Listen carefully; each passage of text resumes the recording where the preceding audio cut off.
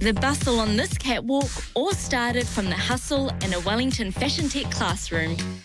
I really had no idea what I was getting myself into when I signed up. I had no idea how to thread a sewing machine. So just from that to this year with, more intense construction, it's just crazy here.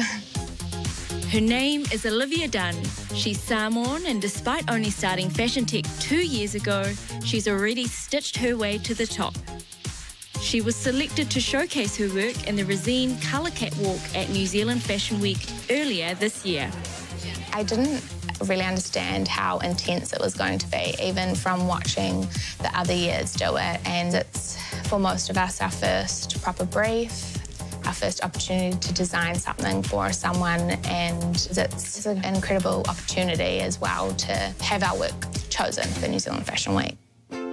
For this most recent piece, Olivia drew inspiration from her Pacific heritage. I got blue, and so I sat down and I just thought of the ocean and how the ocean made me feel, and then my mood board was my biggest influence. Once I had decided on a name for my garment, Lanu Moana, and my inspiration behind what I was designing, I wanted her to have like this shell so that her back was protected. It's her backbone. The fluid kind of movement of the front, it's kind of like a wave, and it's all about like fluid yet strength at the same time. And the fluidity of her piece is a reflection of the many skills that are required to be successful in the fashion industry. There are so many different elements to being a designer. It's really difficult because you have to be confident in the vision that you have, and sometimes you're just not there, or you want to get a foot in the door somewhere doing something, but what is it, and where do you fit in the scheme of things?